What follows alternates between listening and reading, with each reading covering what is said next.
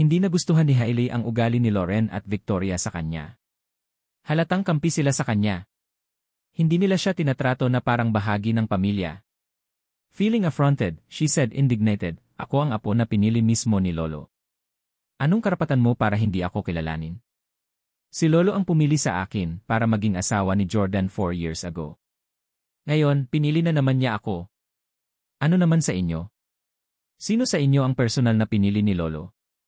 Pareho kayong walang hiyang hasis na sumundo sa asawa ko. Kung hindi lang ako nagkamali at niloko si Tyler noon, magkakaroon ba kayo ng pagkakataon na makasama ang asawa ko? Napaka-unfair ko na ma-downgrade ako sa third wife status. And now, you two dare to treat me like this. Yele, since you don't like me, I will not lie to be nice to you anymore. I had planned to invite you two to our beach wedding with Jordan, pero mukhang hindi ko na kailangan.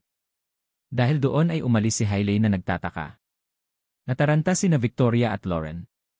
Siya ay isang babae na nanloko sa kanyang asawa. Anong karapatan niya para maging mayabang? Si Lauren ay may lahat ng karapatan sa mundo na magbigay sa kanya ng payo. Napabuntong hininga si Victoria. Si Hailey, proud at self-centered pa rin gaya ng dati, parang prinsesa lang. Basta masaya at komportable siya, wala siyang pakialam sa nararamdaman ng iba. Kung talagang ikakasal siya ulit kay Jordan, malamang saglit lang siyang magpakumbaba at masunurin. Pero habang lumilipas ang panahon at nasasanay na siyang mamuhay bilang asawa ng bilyonaryo, hindi ko na alam kung ano ang gagawin niya. Tumango si Lauren. Dapat natin siyang bantayan. Hindi na natin siya hahayaang ipahiya pa ang asawa natin. Victoria, simula nang napagdesisyonan ni Lolo ang bagay na ito, hindi na natin ito mababago. Sa hinaharap, dapat nating tratuhin ng mabuti si Hailey para hindi malagay sa mahirap na posisyon si Jordan. Pumayag naman si Victoria. Pagkaalis ni Hailey, kumuha siya ng mainit na tuwalya at hinanap si Jess. Nang matagpuan siya, nakaluhod pa rin si Jess sa harap ng bangkay ni Charleston, habang ang iba naman ay naghilamos ng mukha. Siya lang ang wala. Siya ay nagkukunwaring pinakamatulungin na apo.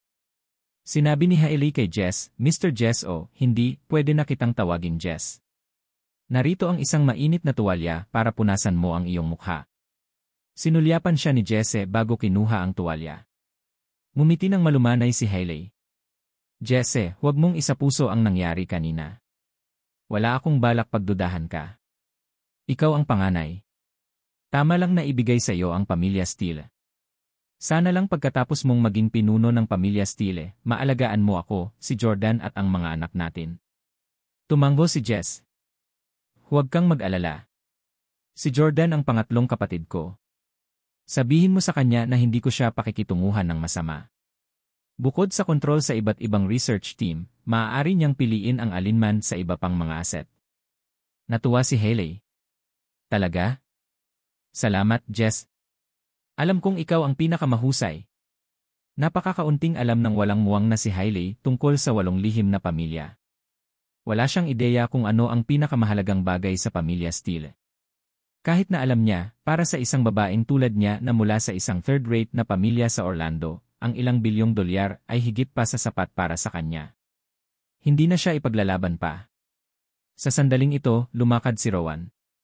"Tatay." Sabay na tawag ni Jess at Hailey. Wala namang masama kung tawagin siya ni Jesse ng ganoon, pero kumunot ang noo ni Rowan. "Kayong dalawa, sumama ka sa akin saglit." Bagamat si Jess na ngayon ang pinuno ng pamilya Steele, si Rowan pa rin ang kanyang ama. Dahil dito, kailangan pa rin siyang pakinggan ni Jesse. Pumunta silang tatlo sa katabing kwarto. Bago pa makapagsalita si Rowan ay lumuhod na si Jesse na ikinagulat ni Hailey na inaayos ang kanyang damit para lalong lumantad ang kanyang dibdib. "Tatay." Nakaluhod si Jess habang nakatingala kay Rowan. "Ikaw ay nasa iyong kalakasan at ang iyong karanasan at kakayahan ay higit pa sa akin. Ikaw dapat ang pinuno ng pamilya Steele. Handa akong ibigay ang posisyon." Natuwa si Hailey. Agawin ba ni Rowan ang posisyon ng padre de pamilya? Iyan ay mahusay. Kung si Rowan ang pumalit, magkakaroon pa rin ng pagkakataon si Jordan na kunin ang posisyon sa hinaharap. Sabi ni Rowan, "Jesse, bumangon ka na. Isinaayos na ni Lolo na ikaw ang maging pinuno ng pamilya Steele. Susuportahan kita mula ngayon. Ayoko nang makisali pa sa mga usapin ng 8 lihim na pamilya. Tatay Lee. Bumangon ka. Hindi kita hiniling dito para pag-usapan ito. Okay. Tumayo si Jesse at magalang na tumayo sa harapan ng kanyang ama. Sabi ni Rowan, kakausap ko lang si Jordan. Sabi niya, ayaw niyang pakasalan si Hailey. Ngayon mo lang nakita ang sitwasyon. Nasa huling hininga na ang lolo mo, at ayaw lang ni Jordan na mamatay siya ng may pagsisisi. Naiintindihan mo naman, di ba? Bilang pinuno ng pamilya Steele, si Jesse ang namamahala sa lahat ng bagay, malaki at maliit. Kaya naman, kinailangan ni Rowan at Jordan na humingi ng pahintulot kay Jess. Sinabi ni Jesse, naiintindihan ko. Paano natin ipapakasal si Jordan sa pabago-bagong babaeng ito? Sumasang-ayon ako sa kanyang kahilingan. Nang marinig niya ang kanyang mga pangarap na dinudurog, umiyak at nagmamakaawa si Hailey, hinila si Jess. Jesse, hindi ka makakapayag. Ang pagpapakasal ko kay Jordan ay ang namamatay na hiling ni Lolo.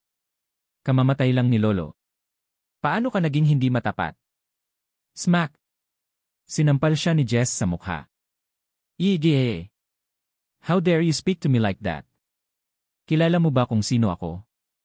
Hindi lang ako ordinaryong bilyonaryo. Kinokontrol ko ang Steeles, isa sa 8 lihim na pamilya. Isa kang hamak na babae mula sa isang third-rate na pamilya. Alam mo ba kung ano ang kahulugan ng isang lihim na pamilya sa mundo? Dahil palang naging padre de pamilya, hindi na makapaghintay si Jess na ipakita ang kanyang otoridad sa harap ng iba. Pero pagkatapos, may karapatan siyang magpakitang gilas. Alam ni Hailey na walang impluwensya ang mga salita niya kay Jess, kaya tumakbo siya para hanapin si Jordan. Jordan! Hubby! Bakit mo tinanggihan ang kasal na inayos ni Lolo? Ang tagal na. Bakit hindi mo ako pinatawad? Promise you that I won't cheat on you again. After I marry you, hindi na ako makikipaghalubilo sa ibang lalaki, okay? I'll stay at home and look after the children. I'll listen to you, hubby. Niyakap ni Hailey ang binti ni Jordan at nagmamakaawa. Tumingin si Jordan sa kanya at sinabing, alam mo na ang mga kahihinatnan at hinding-hindi mo dapat niloko sa simula pa lang. Maiintindihan ko pa ang iyong pagtatangka kay Tyler. Maiintindihan ko pa nga kayo ni Brad dahil napilitan kang gawin ito. Gayunpaman, ang iyong pakikipagrelasyon kay Kaiden ay talagang naglantad sa iyong tunay na ugali. Noon, ako na ang pinakamayamang tao sa Orlando. Nabigyan na kita ng marangyang buhay, ng isang mamahaling bahay at mamahaling bahay. Pero hindi ka pa nakontento. Lihim kang nakipagkita kay Kaiden at ginawa mo ang mga kahiyahiyang bagay sa likod ko. Paano mo aasahan na patatawarin kita? Nakiusat si Hailey kay Jordan, ngunit desidido siyang huwag siyang bigyan ng anumang pagkakataon. Tinalikuran siya ni Jordan at malamig na umalis. Actually, from a personal and family standpoint, dapat pumayag si Jordan sa kasal na ito. Kung kapatid ko yun, siguradong papayag siya, di ba? Ito ay dahil pinangarap ni Jordan ang beach wedding nila ni Hailey. Kung maisa sa katuparan niya ang panaginip na ito ay magpapatunay na siya ay isang Diyos. Sa madaling salita, kung talagang isang Diyos si Jordan, ang panaginip ay magiging katotohanan sa kalaunan. Kahit anong pilit niyang takasan ito, mangyayari pa rin ito sa huli. Actually, wala nang pakialam si Jordan sa panloloko ni Hailey. Mas nag-aalala siya kung ang kanyang mga pangarap ay nakatakdang matupad. Matagumpay kong nahulaan ang pagkamatay ng ina ni Shawn at ng aking lolo. Sapat na yon para patunayan na ako ay isang Diyos. Hindi ko naman kailangang pakasalan ulit si Hailey, di ba? Pero nakatadhana bang matupad ang mga pangarap ko? O maaari ko bang baguhin ang aking kapalaran? Medyo nalilito si Jordan sa puntong ito. Sa sandaling ito, naisip ni Jordan ang isang sikat na direktor ng pelikula at isang mabuting kaibigan ng Steeles, si Christopher Nolan.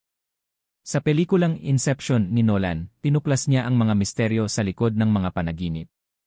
Sa kanyang pelikulang Interstellar, ipinakita ni Nolan kung paano magkakaugnay ang nakaraan at ang hinaharap. Bagamat isa lamang siyang direktor ng pelikula, kinuha niya ang mga nangungunang physicist sa mundo upang kumonsulta sa 2 pelikulang iyon. Nagsagawa siya ng malalim na pananaliksik sa mga larangang iyon. Dahil dito, nais ni Jordan na hingin ang kanyang opinyon. Tinawag ni Jordan si Nolan. Jordan, matagal na akong walang balita sa'yo. Ayos ka ba?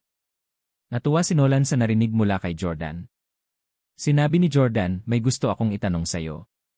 Sa tingin mo, mababago ba ang hinaharap? Hypothetically, kung alam kong may mangyayari sa hinaharap, mababago ko pa ba ang resulta? Kung iba ang tinanong ni Jordan, siguradong maguguluhan sila. Gayunpaman, agad na naunawaan ni Nolan ang kanyang tanong. Hindi diretsong sumagot si Nolan. Sa halip, tinanong niya, sabi ko, Jordan, hiniling ko sa iyo na panoorin ang bago kong pelikula, Tenet, kanina. Hindi mo pa yata napapanood, di ba? Ilang beses nang inirekomenda ni Nolan ang kanyang pinakabagong pelikula sa Jordan. Humihingi ng paumanhin si Jordan, masyado akong naging abala ngayong taon. Sabi ni Nolan, I explored that point in that movie. Lahat ng nangyayari ay nakatakdang mangyari. Kung parte na ito ng future, mangyayari ito. Kumulot ang noo ni Jordan. Hindi ba may iwasan ang kasal niya kay Hailey? Gayunpaman, tinanggihan na ni Jordan si Hailey. Sumang-ayon din si Jess at ang iba pa. Sinong magpapapakasal muli kay Jordan kay Hailey? Patuloy na nagtanong si Jordan, paano kung subukan mong baguhin ito? Sinabi ni Nolan, hindi mo na mababago kung ano ang bahagi na ng hinaharap. Jordan, kailangan mong tandaan na kahit na ang hinaharap ay hindi pa nagpapakita ng sarili nito sa atin, nangyari na talaga ito. Maliban kung gusto mong gumugol ng isa pang 2 oras sa pagtalakay sa paralel na mundo sa akin. Sinabi ni Jordan, okay, naintindihan ko. Salamat, Nolan. Sinabi ni Nolan, walang problema. Jordan, pumunta at panoorin ang aking pelikula, Tenet. Pumunta at panoorin ito kaagad. Maiintindihan mo ang sinasabi ko pagkatapos mapanood ito. Saad ni Jordan sa kanya. Naku, papanoorin ko talaga ang iyong pelikula, ngunit natatakot ako na wala akong oras ngayon. Anong problema? Jordan, paos ang boses mo at hindi maganda ang pakinggan mo. Anong nangyari? Tanong ni Nolan. Walang sinubukang itago si Jordan. Ang aking lolo ay namatay lamang. Ano? Namatay si Mr. Steele. Oh God, I'm so sad to hear this. Maginhawa ba para sa akin na dumalo sa kanyang libing?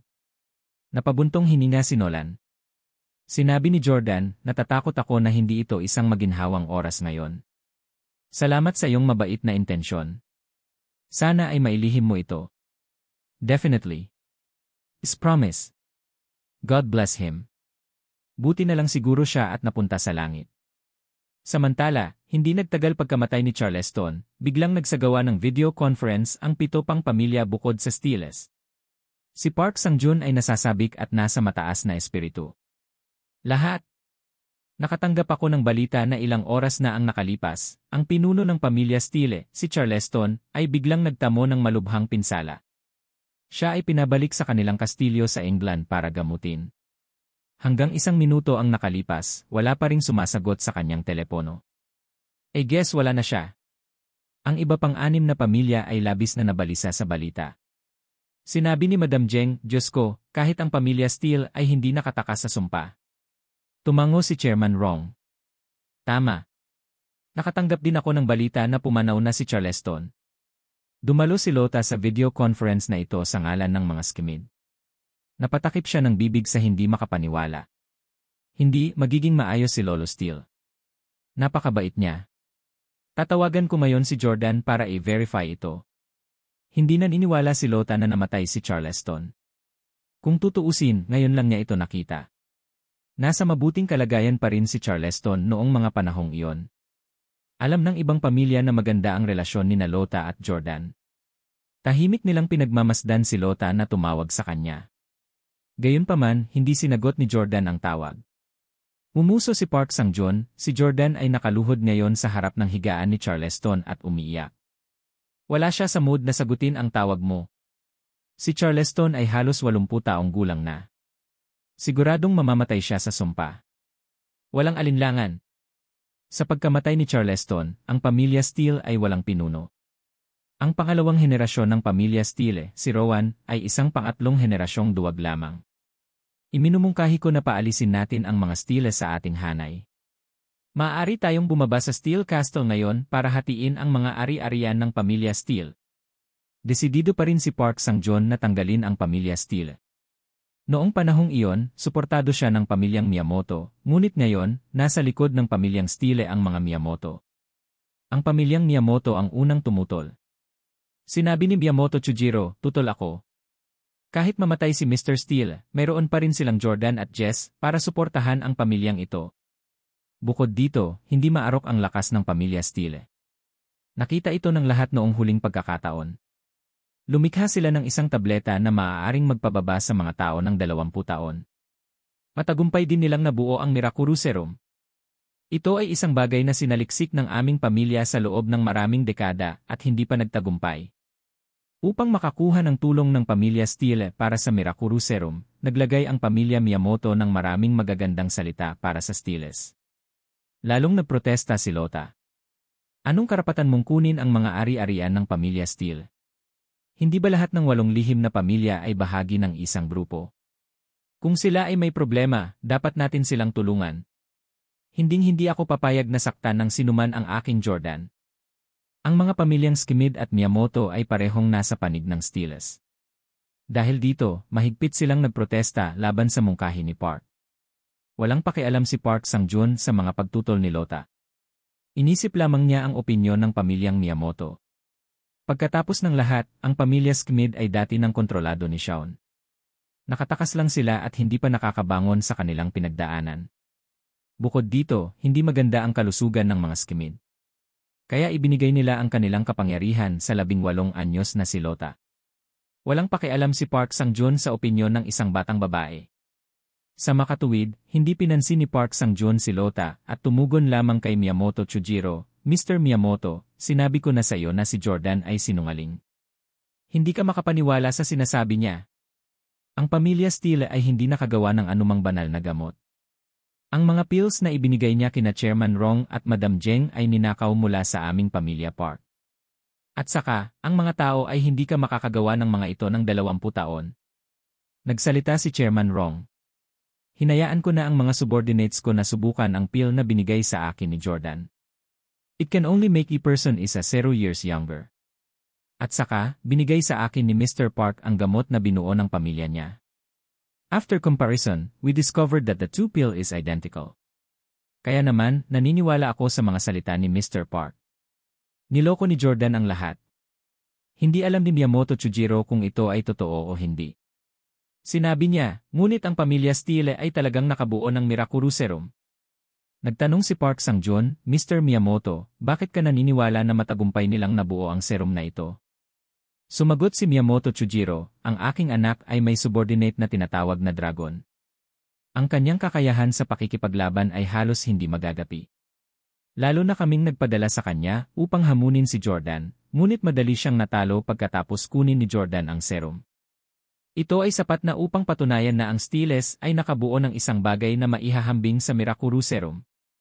Sa sandaling ito, may ibang tao na biglang lumitaw sa screen ni Park Sang-jun, anak niya yon, si Park Chan-young. Paumanhin sa lahat. Mangyaring payagan akong sumingit. Mr. Miyamoto, binanggit mo ang isang subordinate na tinatawag na dragon. Siya ba ay isang lalaki na may taas na 1.7 metro na may mahabang buhok? Napukaw ang pagkamausisa ni Park Chan-young sa pagbanggit sa dragon. Alam niyang may subordinate din si Jordan na tinatawag na dragon. Tumango si Miyamoto Chujiro. Tama. Nakita mo na siya dati. Nagmamadaling sinabi ni Park Chan-young, Mr. Miyamoto, nalinlang ka. Ang taong iyon ay subordinate ni Jordan. Isa siyang espiya na itinanim ni Jordan sa iyong pamilya. Anong sabi mo? Nagalit si Miyamoto Chujiro. Sinabi ni Park Chan-young, nakita ko na itong subordinate ni Jordan. Nakipag-away siya dati sa isa sa mga tauhan ko. I swear that it's true. Si Lota ay makapagpapatotoo. Nauutal na sabi ni Lota, hindi ko alam. Si Miyamoto Chujiro ay naguguluhan at inutusan si Miyamoto Masaki. Tawagan si Dragon para pumunta kaagad. Nasa malapit ang Dragon. Wala siyang ideya kung ano ang nangyari nang siya ay ipinatawag. Gayunpaman, sa sandaling pumasok siya sa silid at nakita ang 6 na holographic projection na lumulutang sa kanyang harapan. Isa na rito ay si Park Chan-young, agad na nagpanik si Dragon. Alam ni Dragon na nakita na siya ni Park Chan-young noon at alam niya ang tunay niyang pagkatao. Siya nga. Subordinate siya ni Jordan. Kinilala agad ni Park Chan-young si Dragon. You starred. I trusted you so much. Isa ka talagang espiya na pinadala ng pamilya Steele. Binugbog ako ni Jordan sa laban natin, dapat dahil palihim mong binigay sa kanya ang gamot na pampalakas ng pamilya natin. Dragon, puputulin kita. Galit na galit si Miyamoto Masaki. Kinuha niya ang kanyang baril at sinugod si Dragon. Nakita ni Dragon na mahirap ang sitwasyon. May dala siyang gamot na pampalakas at agad niya itong ininom. Ang pisikal na lakas ni Dragon ay tumaas ng husto at natumba niya ang mga subordinate ng Miyamoto bago tumakas sa bintana. Hulihin siya.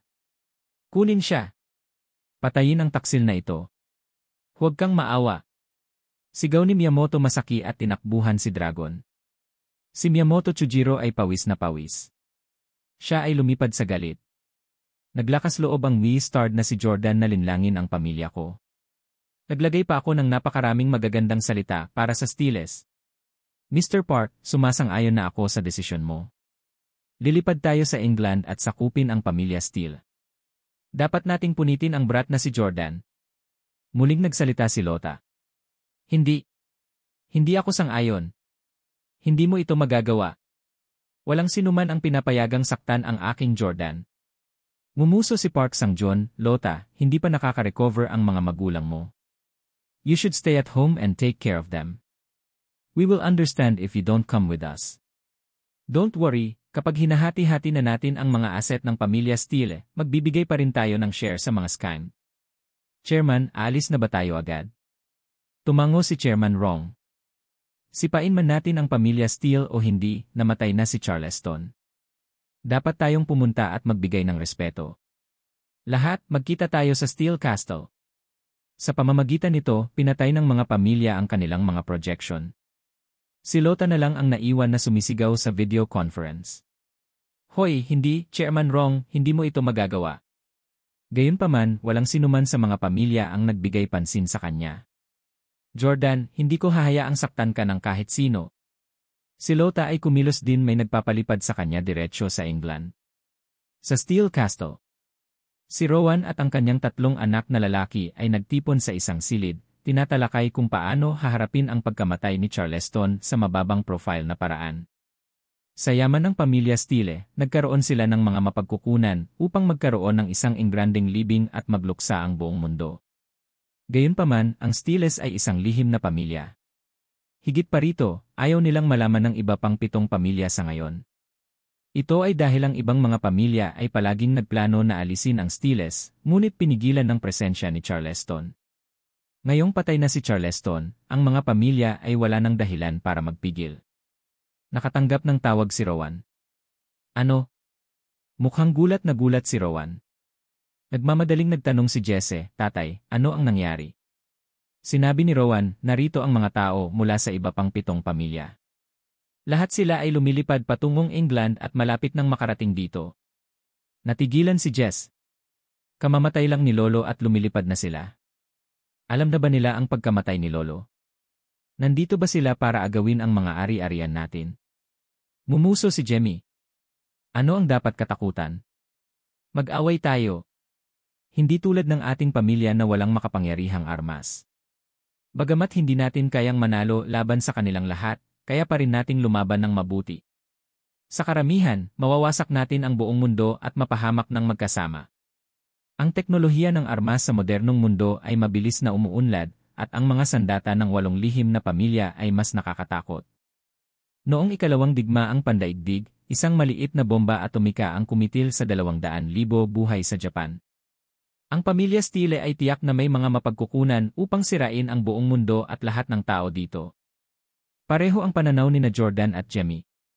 Kapag nahaharap sa isang malakas na kaaway tulad ng 7 pamilya, walang silbi ang aminin ang pagkatalo. Kaya lang nilang lumaban ng buong lakas. Dapat tayong makipag-ugnayan kaagad sa mga nauugnay na departamento sa VIA, bili ni Jordan. Sumigaw si Jesse, walang sinuman ang pinahihintulutang makipag-ugnayan sa sinuman. Ako ang ulo ng pamilya ngayon. Ako ang may huling say. Walang sinuman ang pinapayagang sumalungat sa 7 pamilya. Bilang pinuno ng pamilyang Steele, responsibilidad kong protektahan ang lahat. Makinig ka sa akin. Lahat tayo ay lalabas para salubungin ang 7 pamilya. Ibang-iba si Jess kina Jemmy at Jordan. Bagamat siya ay mature at matatag, siya rin ay mahiyain at takot sa gulo. Nakasanayan na niyang yumuko at kumayod sa harap ng iba pang mga lihim na pamilya at ang alam lang niya ay pabor sa kanila. Lumabas ang mga stile at naghintay sa labas ng kastilyo para sa pagdating ng 7 pamilya. Hindi nagtagal, umihip ang hangin. Kalmado ang panahon kaya kitang-kita na ang hangin ay dulot ng isang bagay na lumilipad sa itaas, ngunit walang makita. Unti-unting humina ang hangin at lumitaw ang 7 hindi nakikitang eroplano. Ito ay ang 7 pamilya. Naglakad palabas ng eroplano ang mga miyembro ng 7 pamilya. Bawat isa sa kanila ay may masamang intensyon. Bukod kay Lota. Jordan. Sumasayaw sa hangin ang buhok ni Lota. Kumpara noon, mas matured ang pananamit niya ngayon. Nagkaroon na siya ng aura ng isang lady in charge. Gayunpaman, malinis at inosente pa rin ang mukha niya. Nagmamadali, tumayo siya sa harap ni Jordan, ipinahayag ang kanyang suporta para sa kanya at sa mga stile. Lota. Pasasalamat na tumango si Jordan sa kanya. Ang mga tao mula sa 6 na pamilya ay nakatayo sa tapat ng stiles na may seryosong ekspresyon. Si Miyamoto Masaki ang unang nagmura sa Jordan. Jordan, hayop ka, sinungaling, e-start, basura. Nagtanim ka ng dragon bilang espiya sa pamilya ko. Sa laban natin dati, nanalo ka lang dahil uminom ka ng gamot na pampalakas ng pamilya ko. Nagsinungaling ka pa na ang pamilya mo ang gumawa ng Mirakuru Serum. Aayu. Niloko mo ang pamilya Miyamoto. Puputukin kita ngayon. Sa gayon, lumakad si Miyamoto Masaki upang hamunin si Jordan. Hindi nakuha ni Miyamoto Masaki ang dragon kanina. Kaya't nagpasya siyang isettle ang score ng direkta kay Jordan. Gayunpaman, itinaas ni Chairman Rong ang kanyang kamay at pinigilan siya. Let's get down to business. Let's talk about personal grudges later. Sumang-ayon si Park Sang-joon, tama. Tignan muna natin ang katawan ni Charleston. Sigaw ni Park Sang-joon sa stiles. Jordan, nasaan ang lolo mo? Bakit hindi siya lumabas para batiin tayo? Patay na ba siya? Hahaha ang matandang iyon, alam kong hindi siya makakaligtas ng matagal. Kamamatay lang ni Charleston. Paano matitiis ni Jordan ang pag-insulto ng iba sa kanyang lolo? Naikuyom ng mahigpit ni Jordan ang kanyang mga kamao. Nais niyang magmadali at matumba ang lahat ng ngipin ni Park Sang-joon. E-start, anong sabi mo? Umungol si Jordan, ang kanyang mga mata ay kumikislap na galit na galit. Ngumuso si Park Sang-joon, alam na alam mo ang sinasabi ko. Sabihin mo sa akin, patay na ba ang lolo mo? Nang sasagot pa lang si Jordan ay pinigilan siya ni Jess. Hindi nila maaaring ipaalam sa iba pang mga lihim na pamilya ang tungkol sa pagkamatay ni Charleston. Tumango si Chairman Rong. Narinig ko na si Mr. Steele ay biglang nagkasakit ng malubha. Natatakot ako na hindi siya makaabot. Totoo ba yon? Napangiti si Jess.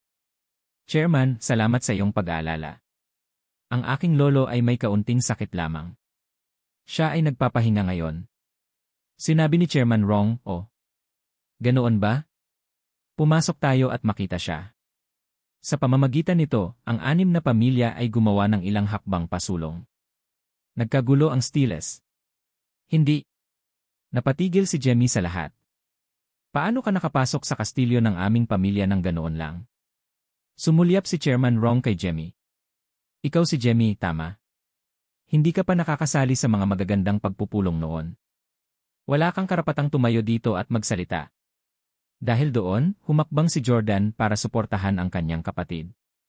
Makakapasok ka lang sa kastilyo namin kung imbitahan ka namin. Ngumiti si Chairman Rong. Jordan, alam mo na hindi mo kami mapipigilan. At least we came in peace today. If we decide to treat the Steels as our enemy and we blow your castle, it will be a piece of cake for us to do so. Gusto mo bang magka-armas tayo? Nataranta si Jess sa banta ni Chairman Rong. Bumulong si Jess sa kanyang pamilya, siguro mayroon na silang kumpirmasyon sa pagkamatay ni Lolo. Hindi natin ito maitatago. Bakit hindi natin sila papasukin? Hindi na hinintay na sumang-ayon ng iba, malakas niyang sinabi, sige, pumasok ka na. Dinala ni Jess ang 7 pamilya sa silid ni Charleston. Nalinis na ang katawan ni Charleston at pinalitan ng bagong set ng damit. Pumasok ang 7 pamilya at nakita ang bangkay ni Charleston. Gumamit pa ang pamilya Rong ng light robot na doktor para masuri ang pagkamatay ni Charleston. Buntong hininga. Umiling si Chairman Rong bilang pagbibitiw at bumulong sa sarili.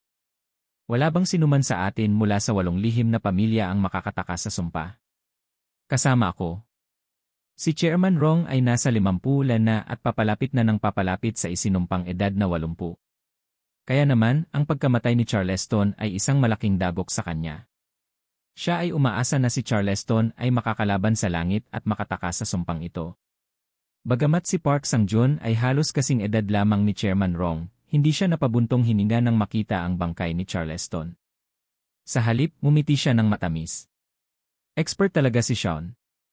Hindi siya gumamit ng anumang armas ngunit nagawa pa rin niyang patayin si Charleston. Hindi na niya kailangan pang makita siya. Hinangaan ni Park Sang-jun si Sean ngunit binantayan din ito laban sa kanya. Matapos kumpirmahin ang pagkamatay ni Charleston, tumalikod si Chairman Rong at naglakad papunta sa pintuan. Sinabi niya kay Jordan, "Jordan, ikaw ang pinuno ng pamilya Steele ngayon, tama? Maghanda ng mas malaking silid para magdaos tayo ng pulong. May sasabihin kami sa'yo." Bago pa makasagot si Jordan, sumugod na si Jess. "Chairman, mali ang pagkakaintindi mo. Ako na ngayon ang namamahala sa pamilya Steele. Kung may sasabihin ka, sabihin mo sa akin." Natatakot si Jess na baka hindi maintindihan ng iba na si Jordan ang padre de pamilya. Walang pakialam na tumingin si Chairman Rong kay Jess. "Sige, wala akong pakialam kung sino sa inyo ang namumuno. Pwede kayong lahat. May sasabihin kami sa pamilya nyo." Mabilis na sinabi ni Jess, "Sumunod ka sa akin. Dadalhin kita sa isang mas maluwang na silid." Pagdating sa sala, hiniling ni Jess sa mga katulong na maghanda ng tsaa at merienda bago sila inutusang umalis. Ngayon, ang mga miyembro na lamang ng 7 pamilya, sina Rowan, Jess, Jamie at Jordan ang naiwan sa silid. Umupo si Chairman Rong sa pangunahing upuan at taimtim na sinabi, "Sa nakaraang mahusay na pagpupulong, napag-usapan namin kung paalisin ang pamilya Steele sa aming hanay. Ang Steele ay paulit-ulit na lumabag sa mga patakaran at ang kanilang teknolohiya ay nahuhuli. Wala sila sa parehong antas ng iba pang 7 lihim na pamilya. Sa totoo lang, dapat silang mapatalsik. Gayunpaman, ginamit ni Jordan ang panlilinlang upang matulungan kaming mapatalsik ang pamilyang Steele. Ginawa niyang iwasan ang pamilyang Steele. Ngunit ngayon, nalaman na natin ang katotohanan. Ang mga tinaguriang cutting-edge na gamot ng Steeles ay ninakaw mula sa mga pamilyang Park at Miyamoto. Tungkol naman sa kanilang pagbuo ng Mirakuru Serum, isa rin itong tahasang kasinungalingan. Kaya naman, nagpasya akong tumawag ng isa pang boto kung dapat nating paalisin ang pamilya Steele. Talagang wala sila dito para sa isang friendly na pagbisita.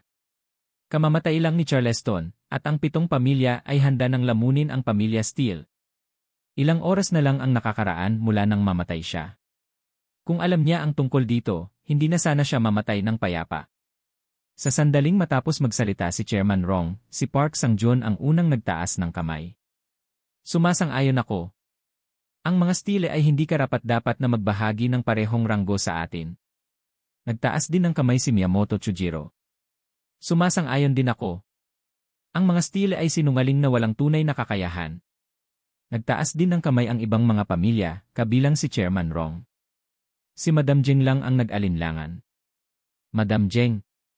Seryosong tumingin sa kanya si Chairman Rong. Sa wakas, nagtaas din ng kamay si Madam Jeng. Sumang-ayon ang 6 na pamilya na paalisin ang mga Steele. Biglang nagsalita si Lota. "Hindi ako sang-ayon. Ako ang pinuno ng pamilyang Skimid. Hindi ako sang-ayon na gawin niyo ito." Sabi ni Chairman Rong, 6-1. "Walang epekto ang boto mo, anak." Malakas na pahayag ni Chairman Rong. "Sige, opisyal kong inanunsyo na mula ngayon, magkakaroon na lang ng 7 lihim na pamilya sa mundo. Opisyal nang pinatalsik ang pamilya Steele." "Hindi." Sa kanyang histerya, lumuhod si Jess sa harapan ng 6 na pamilya. "Mga sir at madam, mangyaring huwag paalisin ang Steeles. Handa kaming gawin ang lahat para sa inyo. Handa kaming ibahagi ang lahat ng aming teknolohiya at mga ari-arian. Mangyaring huwag kaming paalisin."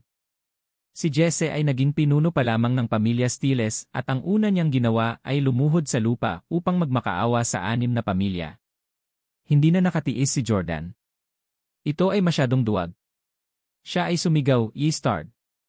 Naglakas loob kayong sumuway sa utos ng Diyos at bawasan ang bilang ng mga lihim na pamilya mula 8 hanggang 7. Hindi ba kayo natatakot sa sumpa ng Diyos? Sa paggawa nito, lalaban kayo sa Diyos. Sa sandaling wala ng 8 lihim na pamilya, lahat kayo ay mamamatay. Bawat isa sa inyo ay mamamatay ng 100 o 10 ulit ng aking ama. Ngayon lang naranasan ni Jordan ang pagkamatay ng kanyang lolo at sobrang emosyonal. Nag-aalala na si Chairman Rong sa sumpa. Matapos marinig ang mga salita ni Jordan, nataranta siya at nagtanong. Ano ang ibig mong sabihin kapag sinabi mong lalaban tayo sa Diyos? Galit na sinabi ni Jordan, huwag kalimutan na ang 8 dakilang pamilya ay pinili ng Diyos. Bakit pinili niya ang 8 sa halip na 7? May mas malalim na kahulugan ang lahat ng ito. Sa sandaling magkawatak-watak ang grupo, lahat kayo ay isumpa. Sa totoo lang, walang ideya si Jordan kung bakit 8 ang pinili ng Diyos. Gumagawa lang siya ng kalokohan para takutin sila. Nang marinig ito ng 6 na pamilya, nagsimula silang mag-usap ng seryoso. Lahat sila ay nakaramdam ng kaunting takot. Sinabi ni Madam Jeng, tama si Jordan. Ang mga lihim na pamilya ay umiral bilang 8 sa loob ng halos 100 taon. Kapag nasira ang matatag na relasyon na ito, walang makapagsasabi kung ano ang mangyayari. Paano kung talagang gaya ng sinabi ni Jordan at masumpa tayo? Iminumungkahi ko na patuloy nating panatilihin ang pamilya Steele at hindi sila paalisin. Ang mga pamilya Addington at House ay may parehong maingat na saloobin. Nag-aalangan si Chairman Rong. Siya ay dumating sa oras na ito upang ibagsak ang pamilya Steele. Alam ni Madam Jeng na ambisyoso si Chairman Rong. Alam din niya na dahil nasabi na niya ang lahat ng masasakit na salita na iyon, determinado siyang kunin ng buhay ang pamilya Steele ngayon. Kaya't nagpatuloy siya, bakit hindi natin gawin ito? Noong unang panahon, mayroong isang posisyon na tinatawag na regent. Ang 7 pamilya ay maaaring maging regent ng Steeles. Ang pinuno ng pamilya Steele ay maaari pa ring maging isang tao mula sa loob ng pamilya, ngunit ang tunay na kontrol ay nasa ating mga kamay. Natuwa si Chairman Rong sa mungkahing ito. Mukhang magandang ideya ito. Siguro kung papayag ang pamilya Steele. Nang marinig na hindi kailangang paalisin ang pamilya Steele, agad na pumayag si Jess. Payag ako. Payag ang Steeles. Handa kaming igalang kayong lahat bilang aming mga rehente. Makikinig kami sa mga utos ninyo. Sa kabaligtaran, si Jordan ay galit na galit. Sinigawan niya si Jess, Jess. Alam mo ba ang sinasabi mo? Gusto mong maging aso nila ang pamilya natin. Si Jemmy ay labis ding nalungkot. Tama. Bakit tayo papayag? Hindi pwedeng ipahiya ng ganito ang pamilya natin. Lumuhod si Jesse at nakiusap sa 6 na pamilya, ngunit sa kanyang mga kapatid, galit siyang umungol. Manahimik ka. Ako ang pinuno ng pamilya Steele. Ako ang may huling say. Sa ngayon, galit na galit si Jordan na kaya niyang pumatay ng toro sa isang suntok lang. Gayunpaman, tama si Jess. Ipinasang-an ng kanilang lolo ang posisyon ng ulo ng pamilya kay Jesse, hindi kay Jordan. Kung si Jordan ay lumaban kay Jess ngayon, siya ay opisyal na hinahamon si Jess para sa kapangyarihan. Sige, wala na akong pakialam. Kung willing kang maging aso ng ibang pamilya, kaya mo yan. Hinding-hindi ako papayag. With that, tumalikod na si Jordan para umalis.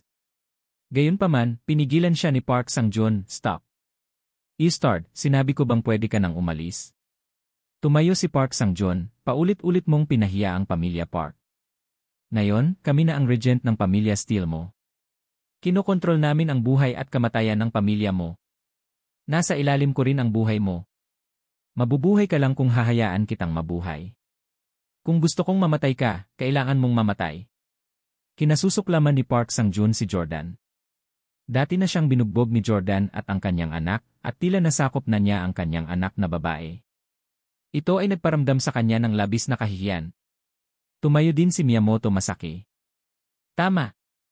Jordan, babayaran kita sa ginawa mo dati. Nang makitang gustong parusahan ng mga pamilyang Park at Miyamoto si Jordan, biglang tumayo si Lota sa harap ng Jordan. Huwag mong saktan si Jordan. Ang sinumang maglakas loob na hawakan siya ay lalaban sa pamilya Skimid. Huwag kalimutan na matagumpay tayong nakabuo ng isang quantum invisibility cloak. At saka, nakapag-recruit na ako ng higit sa 1,000 kamikaze warriors. Kung lalabanan mo ako, gagawin ko. I'll. Ipapadala ko sila para patayin ka sa kanilang invisibility cloak. Hinal. Napabuntong hininga sina Park Sang-joon, Miyamoto Masaki at ang iba pa. Hindi nila inaasahan na si Lota ay magsasabi ng ganoong kabangis na salita sa mga pamilyang Park at Miyamoto para sa Jordan. Ang Quantum Invisibility Cloak ay isang napaka-nakakatakot bagay. Imposibleng bantayan ito. Lota. Labis na naantig si Jordan sa sandaling ito. Dati, gusto ng mga magulang ni Lota na magpakasal sila, ngunit tinanggihan ni Jordan ang kanilang proposal. Hindi lamang hindi kinasusuklaman ni Lota si Jordan para sa kanyang pagtanggi, ngunit tinutulungan din niya siya ngayon ng walang pag-aalinlangan. Nagustuhan ni Park Chan-young si Lota at nakaramdam siya ng matinding galit. Lota, alam ko na ang tungkol sa inyo ni Jordan. Pagkapasok ninyong dalawa sa kwarto noong araw na yon, uminom kayong dalawa ng pampatulog at natulog ng 24 oras. Wala kayong ginawa sa kwarto. Virgin ka pa. Hindi nga kayo interesado sa iyo ni Jordan. Ni ayaw kanyang galawin. Hindi mo siya asawa. He's not worth you standing for him. Nagulat si Miyamoto Masaki sa revelasyon ni Park Chan-young. Ano? Lota, virgin ka pa. Hindi ka ginalaw ni Jordan. Alam ng lahat ng pamilya na pumasok sina Jordan at Lota sa isang silid na puno ng aphrodisiacal gas. Naisip nila na malamang ay nakaikot na silang dalawa sa kwarto. Bagamat kasal si Miyamoto Masaki, hindi siya ikinasal sa isang babae mula sa 8 lihim na pamilya. Inaasahan pa rin ng kanyang pamilya na maitugma sila ni Lota. Tumingin si Lota kay Jordan na may hiya at guilty na ekspresyon. Well, baka mabaliw sa kanya ang mahiyaing ekspresyon ni Lota. Hindi naman exaggeration na sabihin na siya ang pinaka-cute na babae sa mundo. Lalo siyang nagmukhang manika sa kanyang maputing balat, blonde na buhok at malaki at bilog na asul na mga mata. Sa edad na 18, siya rin ay nasa kasaganaan ng kanyang kabataan at kagandahan. Pangarap ng bawat babae na ibigay ang kanyang prime self sa lalaking mahal niya. Napatingin si Jordan sa mahiyain na ugali ni Lota at hindi niya mapigilang isipin kung gaano siya ka-cute. Wala kaming ginawa. Bakit siya nahiya? Grabe ang uto-uto na babae. Nang marinig ito ni Madam Jeng, tumingin siya kay Jordan sa ibang liwanag. Paano ba nalalabanan ni Jordan ang napakagandang dalagang tulad ni Lota? Ngumiti si Madam Jeng. Sa tingin ko, cute si Jordan at may magandang ugali. At saka, tinulungan niya akong maging mas bata ng 10 taon. Kaya pumapayag akong huwag siyang saktan. Mabilis na sinabi ni Park Chan-young, Madam Jeng, ang pill na ibinigay niya sa iyo ay galing sa pamilya Park, hindi sa Stiles. Malamig na sabi ni Madam Jeng, ano? Si Jordan pa rin ang nagbigay nito sa akin. Kung hindi dahil sa kanya, hindi ko malalaman ang tungkol sa pagkakaroon ng gamot na ito. Hindi ako magkakaroon ng pagkakataong uminom ng pildoras, tama? Tumingin si Madam Jeng kay Chairman Rong. Chairman Rong, bagamat niloko ni Jordan ang lahat at maling nag-ulat ng lakas ng kanyang pamilya, siya ang nagsiwalat sa amin ng pananaliksik na ginawa ng mga pamilyang Park, Miyamoto at Skimid. Kung hindi dahil sa kanya, makukuha ba namin ang youth-enhancing pill ng pamilya Park? Malalaman ba namin na ang pamilyang Miyamoto ay nagsaliksik na ng pamilyang Miyamoto? Quantum Invisibility Cloak. Chairman, matagal mo nang gustong malaman ang tungkol sa private research ng iba't ibang pamilya, di ba? Hindi ka ba tinulungan ni Jordan sa aspetong ito? Dapat pasalamatan mo siya. Pinag-isipan ito ni Chairman Rong at tumango bilang pagsang-ayon. Sa nakalipas na ilang dekada, wala sa mga lihim na pamilya ang gustong ibahagi ang kanilang pribadong pananaliksik. Sa sandaling lumitaw si Jordan, nagawa niyang alisan ng takip ang pananaliksik ng 3 pamilya. Totoo na talagang nakinabang si Chairman Rong. Sinabi ni Chairman Rong, tama si Madam Jeng. Hindi natin dapat patayin si Jordan. Maganda ang pakikitungo sa atin ni Mr. Steele noong nakaraan. Napakalupit na patayin ang kanyang apo pagkatapos ng kanyang kamatayan. Sa utos ni Chairman Rong, naligtas ang buhay ni Jordan. Gayunpaman, galit na sinabi ni Park Chan-young, hindi. Madali lang natin siyang pakakawalan kung ganoon. Minamaliit ng ni-starred na ito ang pamilya Park at nangahas pang saktan ang tatay ko. Kailangan ko siyang parusahan. Sumang-ayon si Miyamoto Masaki. Tama. Matagal na tayong niloko ng ni-starred na ito. Ginamit pa niya si Dragon para makuha ang tiwala ko. Hindi ko siya madaling bitawan. Well, hindi inaasahan ni Chairman Rong na magsasalita ang 2 kabataang ito laban sa kanyang utos. Parang galit na galit sila kay Jordan. Sinamaan ng tingin ni Jordan sina Park Chan-young at Miyamoto Masaki. Kahit na walang suporta ng pamilya Steele, hindi siya natatakot sa kanila. Habang nakakulong ang magkabilang panig sa isang pagkapatas, biglang nagsalita si Jess. Lahat mangyaring makinig sa akin. Ang aking mabubuting kapatid na Park at Miyamoto, naiintindihan ko ang iyong galit. Talagang kumilos si Jordan ng labis-labis. Dahil lang sa may kakayahan siya, nangahas siyang gawin ang lahat ng gusto niya. Binalaan ko na siya na huwag kang guluhin, ngunit tumanggi siyang makinig at gumawa ng labis na kaguluhan. Gulat na napatingin si Jordan kay Jess. Wala siyang pakialam sa sasabihin ng iba tungkol sa kanya, pero ang sarili niyang kapatid ay talagang nagsalita laban sa kanya ng ganoon. Kung hindi siya nagdulot ng labis na gulo, ang Steeles ay na-kick out na sa nakaraang mahusay na pagpupulong. Nagpatuloy si Jess. Hindi lang kayo ang gustong turuan siya ng leksyon. Ang tanga kong bata na kapatid ay naging disappointment. Bilang panganay niyang kapatid, gusto ko rin siyang turuan ng leksyon. Hindi na nakayanan ni Jemmy.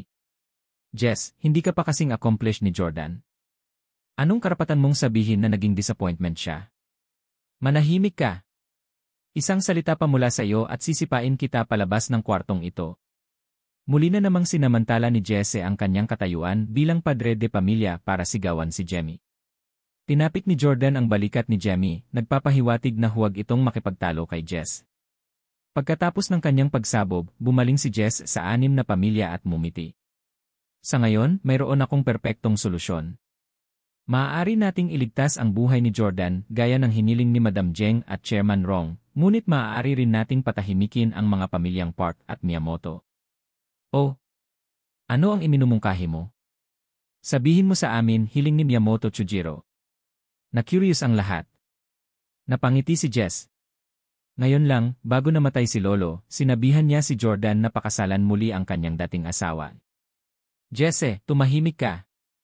Tahimik na nakikinig si Jordan, gustong malaman ang plano ni Jess. Talaga bang magmumungkahi siya ng isang bagay na kapaki-pakinabang para kay Jordan? Gayunpaman, nang banggitin ni Jesse ang pangalan ni Hailey, alam ni Jordan kung ano ang gusto niyang gawin at agad siyang sinigawan na huminto. Nang makita ang pagkabalisa ni Jordan, tumawa si Miyamoto Masaki. Jess, continue. Mas lalong ayaw ni Jordan na sabihin mo, mas gusto kong malaman.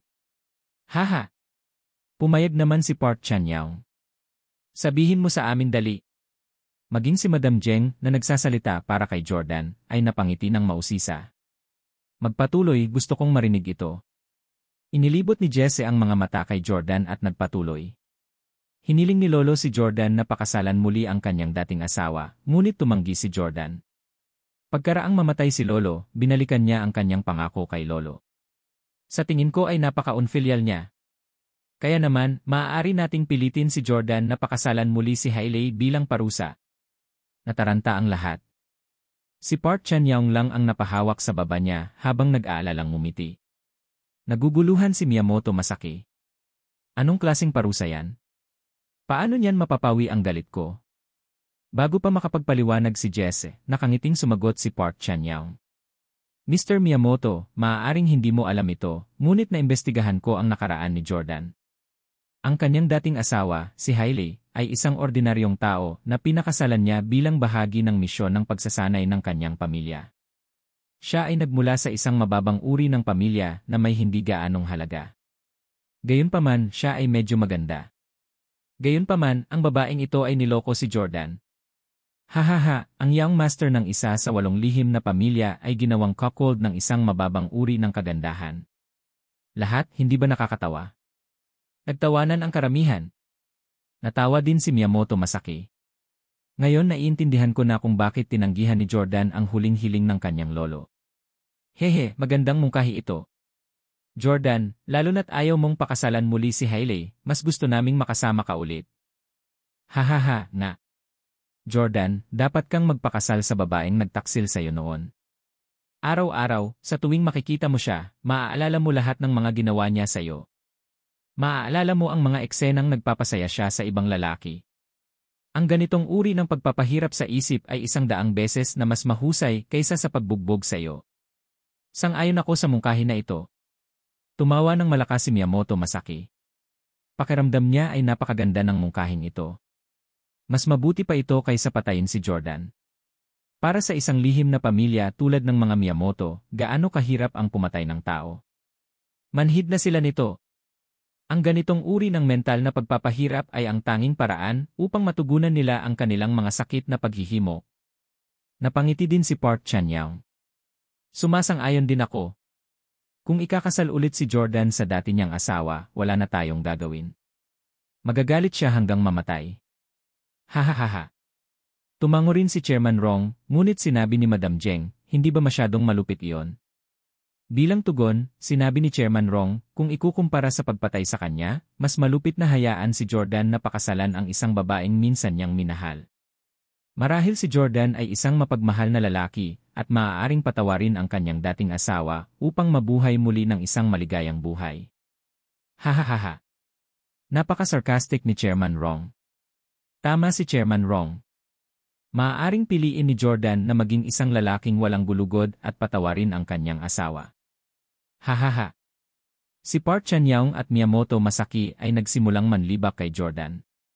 Sandaling pinag-isipan ito ni Madam Jeng. Para sa kanya, hindi big deal ang magpakasal muli. Kung tutuusin, babae rin siya. Umaasa rin siya na mapapatawad ang isang babae sa mga pagkakamali niya noon. CJ. Hanggat hindi nasaktan si Jordan, sumasang-ayon ako sa lahat ng iba pang panukala. Pumayag na rin si Madam Jeng. Tumango si Chairman Rong at malakas na sinabi, sige, opisyal kong inanunsyo na dapat pakasalan muli ni Jordan Steele ang kanyang dating asawa, si Hailey. Dapat itong gawin ng pamilya Steele sa lalong madaling panahon. Nagmamadaling yumuko si Jesse. Chairman, ako mismo ang mag-aayos ng kasal ni Jordan. Pero galit na sumigaw si Jordan, CIU. Anong karapatan ng 6 na pamilyang magdesisyon sa kasal ko? Sarili kong negosyo kung sino ang gusto kong pakasalan at kung sino ang hindi. Wala sa'yo. Saway ni Jess sa kapatid. Jordan, manahimik ka. Ako ang padre de pamilya Steele. Inutusan kitang pakasalan muli si Hailey. Bilang miyembro ng pamilya Steele, dapat makinig ka sa akin. Gayunpaman, kahit bilang pinuno ng pamilya Steele, nabigo si Jess na subpuin si Jordan. Ang ulo ng pamilya Steele ay wala. Ang mga pinuno ng mga lihim na pamilya ay wala. Lahat kayo ay hamak na hayop sa aking paningin. Galit na galit si Jordan habang sumisigaw. Galit na galit si Park Chan-young. How dare you? Hindi mo alam ang lugar mo. Ayos lang kung minamalas mo kami, pero pinagalitan mo pa si Chairman Rong. Sinasabi mo na mas mababa sa'yo si Chairman Rong. Baliw ka ba? Sumigaw din si Miyamoto Masaki, we are low-level animals. Who the see you are you? Napilitan si Jordan sa isang sulok. Ang 6 na pamilya ay pumasok sa kanyang bahay at sinusubukan siyang pilitin na tanggapin ang isang kasal na ayaw niyang tanggapin. Noong una, hindi nilayo ni Jordan na ibunyag ang kanyang sikreto. Pero ngayon, hindi na niya ito kayang pigilan. Lahat ba kayo tumitingin sa akin? Alam mo ba kung sino ako? Ako dapat ang minamaliit mo. Maangas na tiningnan ni Jordan sina Chairman Rong, Madam Jeng at iba pang pamilya. Sino ako? Sige, sasabihin ko sa iyo kung sino ako ngayon. Ako ang bagong Diyosa. Diyosa! Lahat ng miyembro ng mga lihim na pamilya ay makaramdam ng malalim na pagsamba kapag narinig nila ang pangalang ito. Ito ay dahil kung wala ang Diyos, hindi sila magiging kasing unlad ngayon. Maaaring sabihin na ang Diyos ay ang banal na makapangyarihang pinuno ng lahat ng 8 lihim na pamilya. Walang choice si Jordan kundi ibunyag ang sikretong ito. Ito ay dahil alam niya kung ano ang kahulugan ng isang Diyos sa mga lihim na pamilya. Mula nang mamatay ang unang Diyos 20 taon na ang nakalilipas, ang kanilang pananaliksik ay tumitigil. Inaabangan ng lahat ang pagdating ng bagong Diyos. Kapag inamin ni Jordan na siya ang bagong Diyos, sasambahin siya ng lahat ng mga lihim na pamilya. Ang kanyang katayuan ay higit pa sa pamilya Rong. Gayunpaman, pagkatapos ng malaking pagsisiwalat ni Jordan, lahat ay humagalpak ng tawa. Si Rowan lang ang hindi tumawa pero mukhang natulala. Hahaha, anong sabi mo? Isa kang Diyosa. Malinaw na hindi siya pinaniwalaan ni Park Chan-young. Namamatay ako sa kakatawa. Isang piraso ng basurang tulad mo ang may pisngi para magpanggap na isang Diyos. Jordan, huwag kang magbiro. Alam mo ba kung ano ang isang Diyosa? Naging seryoso si Park Sang-joon, hindi niya gusto ang mga taong nagbibiro tungkol sa Diyos. Lubos na iginagalang ng mas matandang henerasyon ang Diyos. Maging si Jesse ay nagbigay ng babala. Jordan, stop spouting nonsense. Nabaliw ka ba sa pagkamatay ni Lolo? Sa iisang magulang lang tayo ng galing at ordinaryong tao lang. Paano ka magiging Diyosa? Jemmy retorted, so what if we were born from the same parents? Every single person is unique. For example, ang pangit mo habang si Jordan ay sobrang gwapo. Ikaw, nainis si Jess sa pang-insulto ni Jemmy. Tumingin si Jordan kay Park Sang-joon at mumuso. Siyempre alam ko kung ano ang isang Diyos. Ang isang Diyos ay may kakayahang hulaan ang hinaharap sa kanyang mga panaginip. Patuloy na nagtanong si Park Sang-joon, sinasabi mo ba na mayroon ka rin ng kakayahang ito? Inilagay ni Jordan ang kanyang mga kamay sa kanyang likuran. Tama. Mataimtim at mainat na nagkatinginan sina Madam Jeng at Chairman Rong. Nagsasabi kaya si Jordan ng totoo? Alam ni Park Chan-young na sinungaling si Jordan at mahilig magyabang. Nagmamadali niyang sinabi, anong kalokohan ang ibinubulalas mo? Isa ka lang walang kwentang basura, paano mo mahuhulaan ang hinaharap? Kung talagang Diyos ka at mahulaan ang hinaharap, niloko ka ba ng dati mong asawang si Hailey? Hindi ba dapat hinulaan mo na matutulog siya sa ibang mga lalaki at pipigilan siya? Bakit mas nagawa mong lokohin ang dati mong asawa? At narinig ko na noong mag-paternity test ang kambal ni Hailey, kinabahan si Jordan na hindi man lang makakain. Nang marinig niya ang resulta at nalaman niyang hindi kanya ang isa sa kanila, galit na galit siya na gusto niyang pumatay ng tao. Kung ikaw ay isang deity, hindi mo ba hinulaan ang mga resulta? Bakit kailangan mong magsagawa ng paternity test? Bakit ka ba magugulat? Tumango si Chairman Rong at ang iba pa sa pagsusuri ni Park Chan-young. Tama yan. Kung si Jordan ay talagang isang Diyos at may kakayahang hulaan ang hinaharap, ang kanyang dating asawa ay hindi magkakaroon ng pagkakataon na lokohin siya. Pipigilan na sana siya ni Jordan bago pa man siya makapag-cheat. Batay sa mga katotohanan ito lamang, ang pag-aangkin ni Jordan na siya ay isang Diyos ay kalokohan lamang. Tumawa din ng malakas si Miyamoto Masaki. Hahaha, akala mo ba Diyosa ka? Hindi mo man lang mahulaan na lolokohin ka ng asawa mo, walang kwenta. Mag-isip ka ng paraan para tumigil ka sa pagiging cuckold bago magpantasya ng kung ano-ano.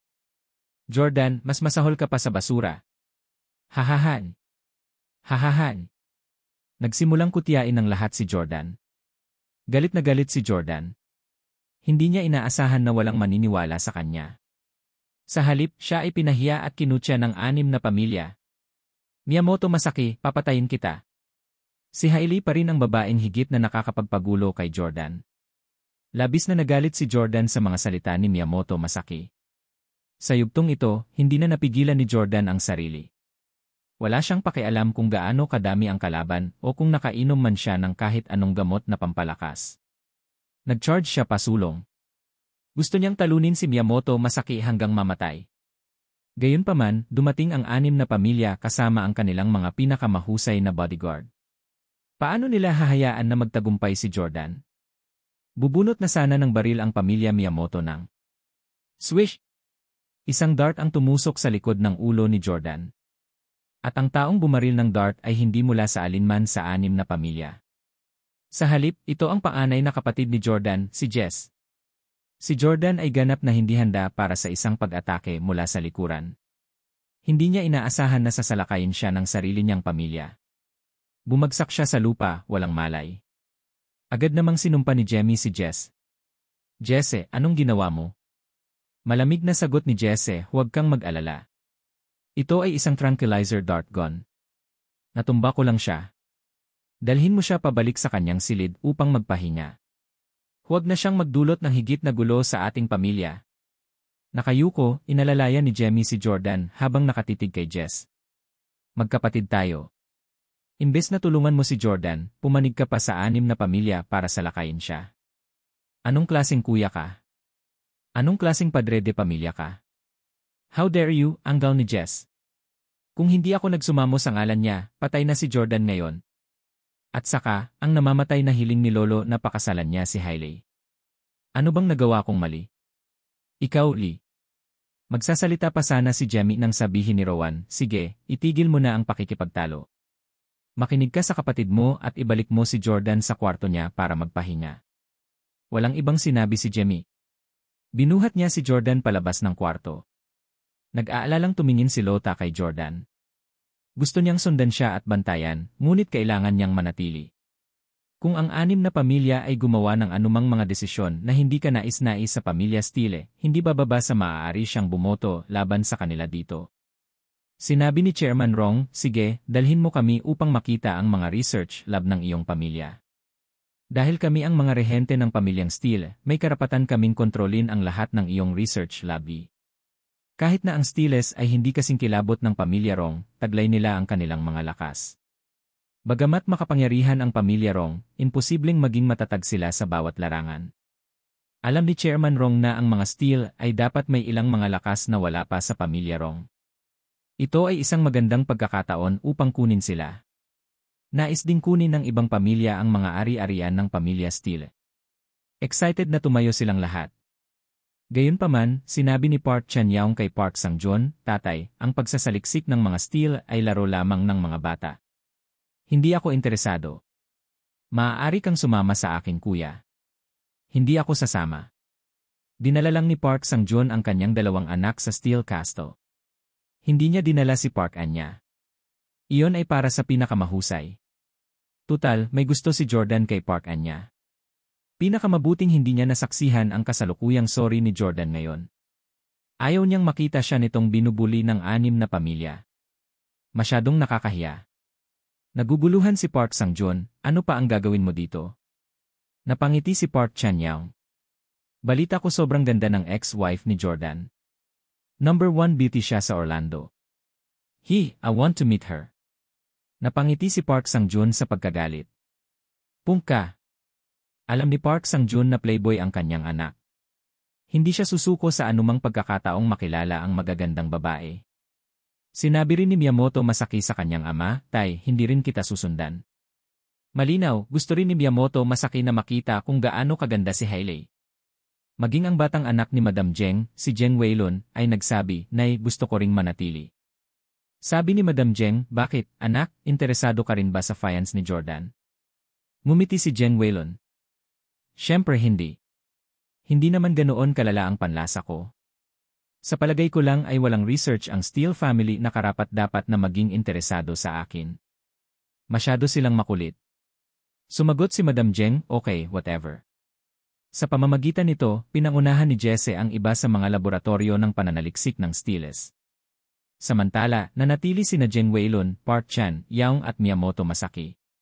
May pinadala sila para tawagan si Hailey. Pagdating ni Hailey, nakasuot pa rin siya ng Steele family-made uniform.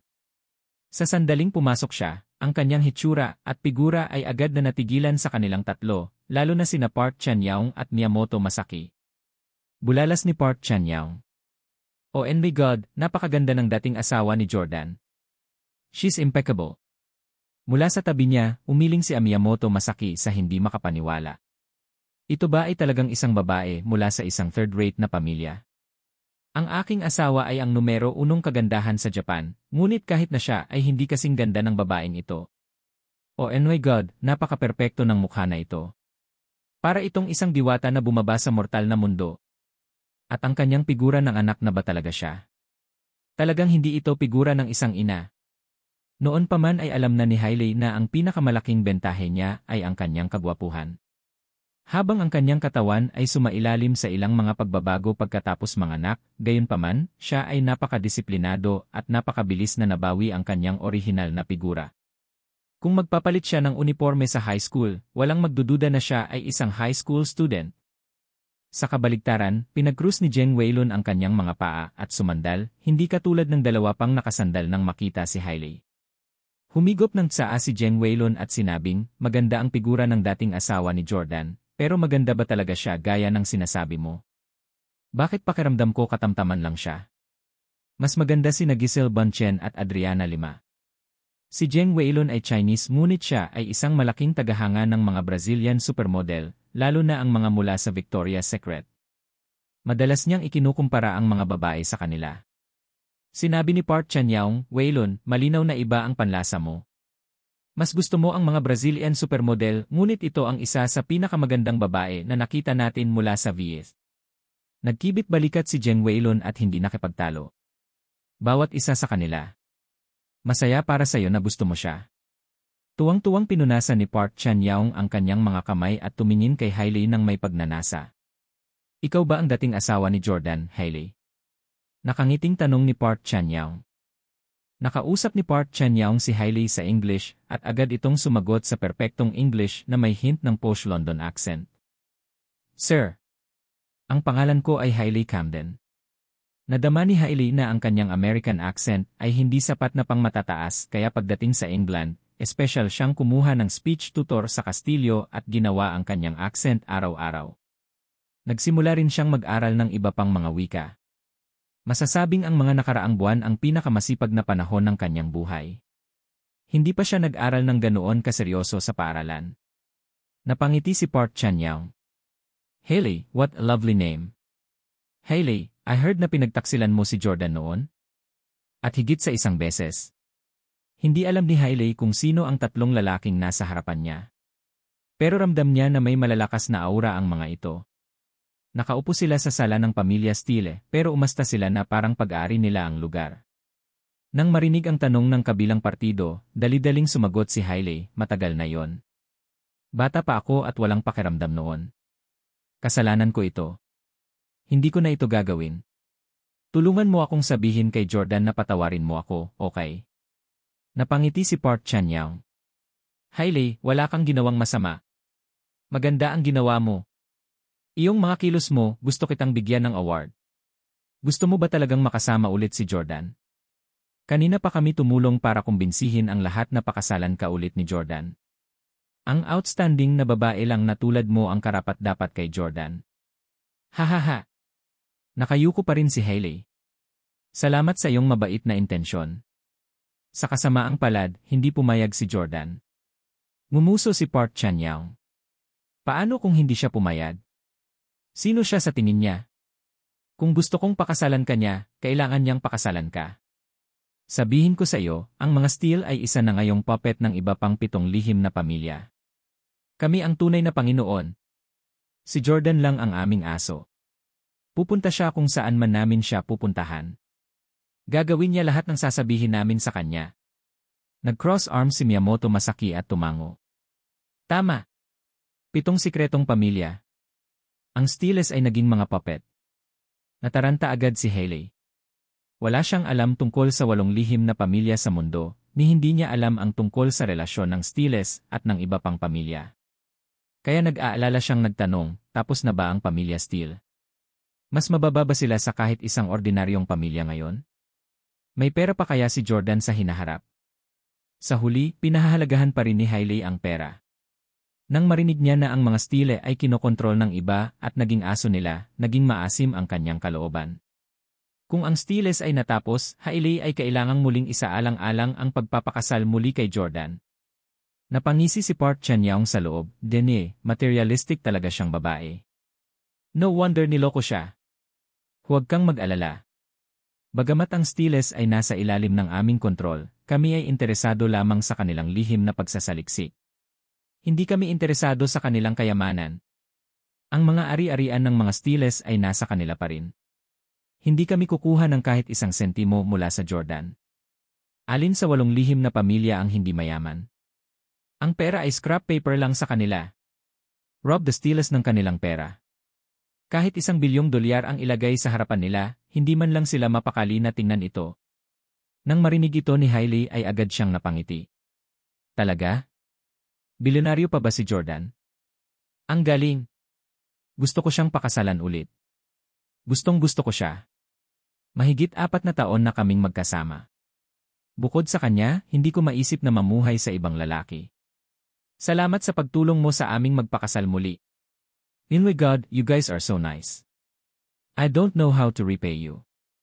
Sa sandaling ito, si Miyamoto Masaki ay nakatingin sa napakagandang kurba ni Hailey na may seryosong ekspresyon. Simula nang pumasok si Hailey ay nagkagusto na siya sa babaeng ito. Kinailangan niyang makuha siya. Tumawa si Miyamoto Masaki. Napakaganda mo. Napakadali para sa'yo na gantihan kami. Haha, kailangan mo lang Eh. Biglang inabot ni Park Chan-young at hinarangan si Miyamoto Masaki, hindi na siya hinayaang magpatuloy. Sinabi ni Park Chan-young, kung gusto mong magpasalamat sa amin, napakasimple lang. Ayusin namin ang kasal mo ni Jordan sa lalong madaling panahon. Sa seremonya ng kasal, kailangan mong magsalita ng iyong mga panata sa kasal, di ba? Kapag ginawa mo iyon, sinasadya mong sabihin ng mali ang pangalan ni Jordan. Nagulat si Hailey. Say his name wrongly. What do you mean? Kaninong pangalan ang dapat kong sabihin? Ngumiti ng masama si Park Chan-young. Ano ang pangalan ng unang lalaking niloko mo? Medyo nahihiya si Hailey at mahinang sinabi, Yilay. Tyler Collins. Say Tyler Collins. Say Tyler Collins, I love you kay Jordan sa kasal sa harap ng lahat. Siguradong magagalit siya hanggang mamatay, hahaha. Tumawa ng masama si Park Chan-young. Pumalakpak, pumalakpak, pumalakpak. Pumalakpak si Miyamoto Masaki. Park Chan-young, ikaw ay talagang kamangha-mangha. Kahanga-hanga, kahanga-hanga. Ito ay higit na kasya siya kaysa sa pagbugbog sa kanya. Sa tabi nila, nagbigay din ng masamang ngiti si Jeng Weilun. Noon lang napagtanto ni Hailey na bagamat tinulungan siya ng tatlong lalaking nasa harap niya na muling magpakasal kay Jordan, ginawa lang nila yon para ipahiya siya. Ito ang mga kaaway ni Jordan. Noon pa man ay tinatrato ni Hailey si Jordan bilang kanyang asawa. Sa harap ng mga kaaway ng kanyang asawa, naging hindi pala kaibigan ang ugali ni Hailey. No, I went through so much trouble to remarry Jordan. How can I say this on the wedding day to provoke him? Saka, I don't love Tyler at all. He's just useless piece of a third-rate family. Masyado akong tanga noon, kaya nahulog ako sa isang pangkaraniwang lalaki. Habang iniisip ni Hailey si Tyler, lalo siyang nagsisi. Ang dalawa pang lalaki na niloko niya, sina Kaiden at Brad, ay parehong mayaman at guwapo. Si Hailey ay isang babae mula sa isang third-rate na pamilya. Sina Kaiden at Brad ay itinuturing na napakahusay na mga huli para sa kanya. Sa kabaligtaran, si Tyler ay mula lamang sa isang third-rate na pamilya na hindi man lang milyonaryo. Siya ay hangal na ibinigay ang kanyang unang pagkakataon sa kanya. Madalas niyang iniisip na kung hindi lang siya nanligaw kay Tyler noon, hindi mangyayari ang napakaraming bagay sa pagitan nila ni Jordan. Galit siya kay Tyler. Bang! Nang marinig ang pagtutol ni Hailey, agad na hinampas ni Park Chan-young ang mesa sa galit. Iigiye! Isa ka lang pangkaraniwang babae. Anong karapatan mong tanggihan ako? Kung hindi ka pumayag, pwede kitang palitan anumang oras. Anyway, ayaw kang pakasalan ni Jordan. Huwag-huwag mo akong palitan. Nagpanik si Hailey. Kinagat niya ang kanyang labi at sinabing, sige, I promise. Hahaha, tumawa ng malakas si Park Chan-young. Very good, I'm looking forward to your wedding. I believe that on your wedding day, siguradong magagalit ka kay Jordan na susuka siya ng dugo, hahaha, I must attend your wedding. Samantala, tinulungan ni Jemmy ang walang malay na si Jordan sa kanyang silid. Dahan-dahang inilagay ni Jemmy si Jordan sa kama at tinulungan itong magtanggal ng sapatos bago siya tinakpan ng kumot. Tumayo siya sa harap ng kama at tahimik na tumingin kay Jordan. Tumulo ang luha sa kanyang mukha, ngunit mahigpit na nakakuyom ang kanyang kanang kamay. Sa unang pagkakataon sa kanyang buhay, nakaramdam siya ng pighati at galit. Tumingin si Jemmy sa walang malay na si Jordan at sinabing, Jordan, pasensya na. Ako ang nanakit sa'yo. Pinili ko si Hailey para sa'yo. Noon, naghahanap lang ako ng magandang babae pero hindi ko kinonsider ang ugali niya. Kaya pala nadamay ka sa kanya ngayon. Tapos na ang pamilya Steele. Handa na si Jesse na maging aso para sa 7 pamilyang planong manatili dito. Wala na akong balak manatili dito. Jordan, tulungan mo akong magbigay galang kay Lolo. Aalis na ako. Sa pagkakataong ito, hindi ako aalis para lang pumunta at magsaya. Gagamitin ko ang lakas ko para harapin ang ibang pamilya. Gusto kong magbayad sila ng dugo nila. Gusto kong mapuksa silang lahat. Magtiis ka muna. Hintayin mo akong bumalik at iligtas ka. Paalam, Jordan. Sana ni. Pinunasan ni Jemmy ang luha niya at tumalikod na para umalis. Hindi nagtagal, pinalipad niya ang kanyang Zephyr 2 kasama si Phoenix at ang kanyang mga gwapong subordinates. Hindi nagtagal pagkaalis ni Jemmy ay muling bumukas ang pinto ng kwarto ni Jordan. Ang taong dumating ay hindi mula sa pamilya Steele o isang katulong. Nakasuot siya ng itim at nakakap. Siya ay napakahusay na nakatago. Kalahati pa lang ng mukha niya ang nalantad, pero naglabas ito ng kilig. Dahil sa mga sandaling ito, nakasmirk siyang nakatingin sa walang malay na si Jordan. Hing! Pumasok ang lalaki sa kwarto, isinara ang pinto. Alam niyang nabaril si Jordan ng tranquilizer dart at walang malay.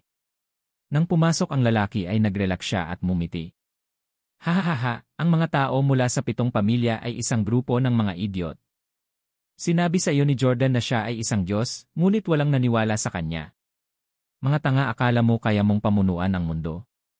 Ile! Kalooban ng langit, lahat ng iyon ay kalooban ng langit. Kung naniwala ka kay Jordan at tinatrato mo siya na parang isang kayamanan, may magagawa ba ako? I am destined Eli Heavens to enjoy his ability alone. Hahaha.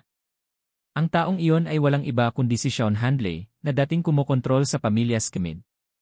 Dahan-dahang naglakad si Sean patungo sa kama ni Jordan. Kakaiba ang lakad niya. Hindi siya gumagalaw sa isang tuwid na linya. Sa halip, zigzag siyang naglakad. Pagdating niya sa kama, tumigil si Sean sa pagngiti. Bumalandra ang killing intent sa kanyang mga mata habang nakatingin sa mukha ni Jordan. Damn you, Jordan! Ikaw ang naging sanhi ng pagkamatay ng aking ina, pinatay ang aking asawa at kinuha pa si Lota, na espesyal na inayos ko sa loob ng maraming taon. Hindi na ako makapaghintay na hiwain ka at kainin ka ng buhay. Matindi ang pagkamuhi ni Sean kay Jordan. Kung sino pa man, matagal na silang umatake. Pero hindi kita kayang patayin. Ikaw lang ang makakatulong sa akin na tapusin ang mind transplant. Gayunpaman, kahit na ikaw ay isang Diyos-Diyosan, ang iyong kakayahan ay masyadong mabagal. Kung mas kontrolado mo ang iyong mga kakayahan, pipilitin ka ba ng ibang mga pamilya sa ganoong kahabag-habag na estado? Ikaw ba ay balakin ng iyong kapatid? Hehe, ngunit hindi mahalaga ang pag-unlad mo, kahit na ang iyong kakayahan ay dahan-dahang umunlad. With that, naglabas si Sean ng isang bote ng pulang likidong gamot mula sa kanyang bulsa. Jordan, alam mo ba kung ano ito? Walang malay ngayon si Jordan, kaya natural na hindi niya marinig at hindi rin siya makasagot. Bulong ni Sean sa kanyang sarili, 20 taon na ang nakararaan, pumanaw ang Diyos. Ang mga tao mula sa 8 dakilang pamilya ay sumugod lahat sa lugar kung saan nakatira ang Diyos at kinuha ang lahat ng kanyang pang-araw-araw na pangangailangan para sa pagsasaliksik. Sa huli, ang pamilya Rong, na may pinaka-advanced na teknolohiyang medikal, ay natukoy na ang bote ng gamot na ito ay makapagpapasigla sa utak. Sa madaling salita, maaari nitong payagan ang isang Diyos na gumawa ng mas mahusay na mga hula sa panaginip. Masayang-masaya ang mga tao mula sa 8 dakilang pamilya. Akala nila ay nakakuha sila ng kayamanan, kaya sinubukan nila ito sa lahat. Gayunpaman, napagtanto nila na wala itong silbi sa mga ordinaryong tao. Ngunit Jordan, hindi ka isang ordinaryong tao. Isa kang Diyos. Siguradong magiging kapaki-pakinabang ito para sa iyo. Ngumiti ng matamis si Sean. Hinangaan niya ang kanyang sarili sa pagkakaroon ng foresight na palihim na nakawin ang bote ng gamot na ito. Naglabas ng syringe, kumuha ng gamot si Sean bago itinurok sa Jordan. Jordan, paggising mo magiging Diyos ka na talaga. Huwag mong kalimutang magpasalamat, hehe. Squish! Sa mga salitang iyon, itinurok ni Sean ang buong bote ng gamot sa katawan ni Jordan. Nag-init agad si Jordan at parang bumigat ang ulo niya.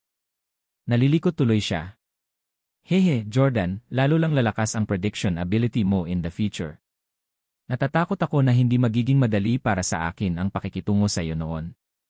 Kaya naman, para makapagtrabaho ka sa akin, kikidnapin ko ang asawa mo, Loren. Huwag kang mag-alala, hinding-hindi ko siya hahawakan o sasaktan. Ano? Tinatanong mo kung bakit si Loren ang kikidnap ko at hindi si Victoria. Walang malay si Jordan ngayon. Matapos iturok ng gamot ay nakatulog pa siya ng mahimbing. Wala siyang marinig, kaya paano siya magtatanong? Nabuhay si Sean sa kadiliman at bihirang makipag-ugnayan sa iba. Nasanay na siyang kausapin ang sarili niya. Pagpapatuloy ni Sean, hehe, mas bata at mas maganda si Loren. Siyempre, hindi rin masama si Hailey, pero wala kang pakialam kung kinidnap ko siya. Isa pa, marami na siyang kasamang lalaki. Mas gusto ko pa rin ang kasing pure ni Lota. Mag-iwan ako ng babaeng tulad ni Hailey para dahan-dahan mong ma-enjoy, hahaha. Tinuya din ni Sean si Jordan. Sa sandaling ito, biglang may mga yabag mula sa labas ng pinto. May darating. Si Sean ay naging napakapuyat at nagtago sa likod ng pinto. Maya-maya pa ay tinulak ang pinto at pumasok si Lauren. Habang pinagmamasdan ni Sean ang dalisay at magandang Lauren, isang evil smile ang sumilay sa kanyang mukha. Hehe, speak of the devil. Hahanapin na sana kita nang kumakatok ka sa pinto ko. Puff! Hinipa ni Sean si Lauren ng puting pulbos mula sa kanyang likuran, dahilan para mawalan siya ng malay. Pagkatapos ay binuhat niya si Lauren sa kanyang balikat at mabilis na tumakas. Makalipas ang 1-0 minuto. Bulong ni Hailey sa sarili habang naglalakad patungo sa kwarto ni Jordan. Sino ang tatlong lalaking iyon?